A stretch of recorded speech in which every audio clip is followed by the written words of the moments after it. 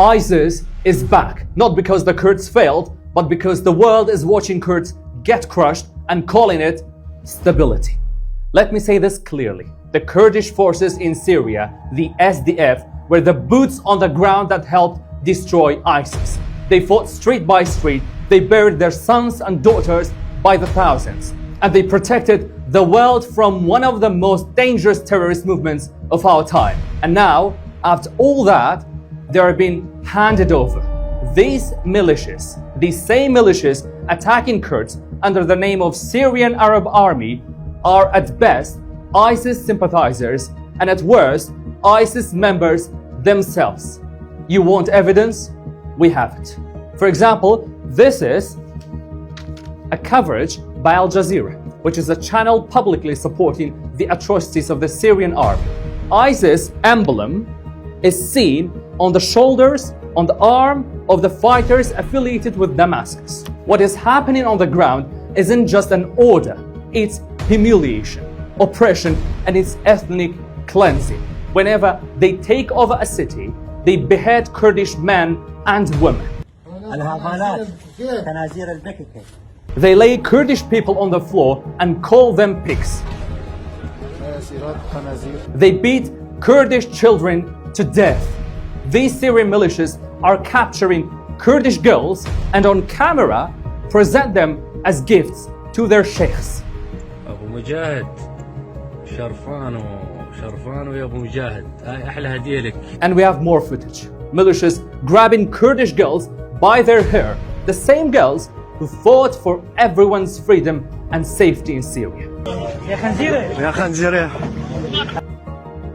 The Kurds made withdrawals in good faith on United States' request to avoid a wider war, but the push didn't stop. They attacked all the other north and eastern cities occupied by Kurds. And while Kurds are under fire, the most dangerous thing imaginable is happening. ISIS detainees are getting freed. Fox News says here, roughly 200 ISIS detainees were broken out from Shaddadi prison during this chaos. Reuters also reported the SDF said it pleaded for help and the US-led coalition did not intervene. So understand what this means. When you weaken the people guarding ISIS, you don't get peace, you get ISIS again. Syrian militias have also taken control of Al-Aqtan prison in Raqqa, a facility holding thousands of ISIS detainees. And after years and years of Kurds carrying the burden of guarding ISIS detention sites and camps, shielding the rest of the world from them while they're at it, the world is now watching it all unravel. Look at Al-Hol camp, which holds around 40,000 people, mostly women and children, linked to ISIS. The SDF has carried this burden since ISIS territorial defeat in 2019. But today, SDF had to leave it due to the continuous attacks by Syrian army militias and the US's deafening silence to their call for help. Let me show you the footage of ISIS women detainees being released by the Syrian militias.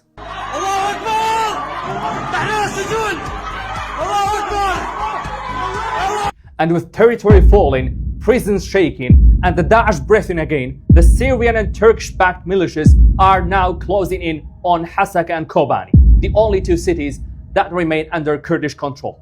Kobani, the city that became the symbol of resistance and sacrifice against ISIS. They tried to take over then, they're trying again now. Thankfully, prominent American voices are reacting. Mark Levin shared one of these videos of the atrocities and wrote, "This is the reality of what's now taking place in Syria. Time to put sanctions back on this damnable regime and stop fooling ourselves." Sarah Adams said, "This is what we did to the women who fought ISIS for us. We led them to be slaughtered. No one is coming to save you either." And Farhad Shami, head of the SDF Media Center, called out to the world and said, "Today, the SDF and the Kurdish people face acts of genocide. Stand up, speak out, and do not forget our sacrifices." Even in Washington, where silence is deadly, Senator Lindsey Graham with this post, warned loudly.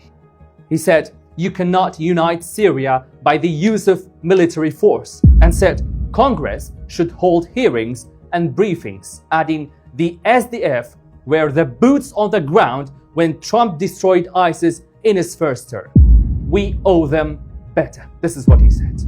This new so-called Syrian army has not come into existence with a clean slate. We should all know this. The man now being treated like a statesman, Ahmad al-Shara, had a past so extreme that this is a social media post by the US Embassy in Syria putting a multi-million-dollar bounty on his head. You don't go from wanted extremist to international partner overnight, obviously, as you can see. And while all this happens, what Turkey wants is crystal clear. They're against every form of Kurdish self-governance. I ask the world, how do you put the fate of millions of Kurds in the hands of the same people who have spent years trying to erase Kurds, crush Kurdish rights, and treat Kurdish existence as a security threat? And now I want to speak directly to America.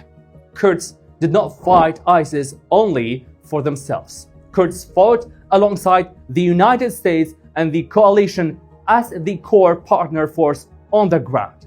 Kurds helped capture and detain thousands of ISIS fighters who were a threat to your national security.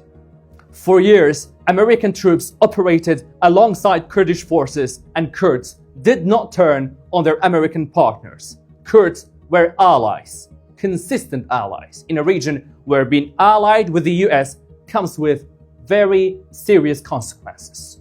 So we ask President Donald Trump, Congress, Europe, the UN, and every government that claims to see ISIS as a threat. If you weaken the Kurdish forces, if you let prisons collapse, if you let ISIS families and fighters spill back onto the streets, you are not ending a conflict. You are opening a new global chapter of terror. This is what Kurds demand from you. 1. Immediate international protection for Kurdish civilians in northeast Syria. 2. A protected, monitored international system for ISIS prisons and camps. 3. A real political solution. Decentralization with guarantees, because centralized Syria has only ever meant one thing for Kurds: denial, oppression, and death. Arabs have 22 countries, states, armies, and big media empires. Yet they mobilize all of it, militias and channels like Al Jazeera, Al Hadaf, and Al Arabiya, to deny Kurds living peacefully in just 2 cities. That's why we have always said this with pain. Kurds have no friends but the mountains. But mountains, as you know, can't stop drones. Mountains can't secure prisons. Mountains can't protect children, and mountains can't protect our captive girls. The world must act now.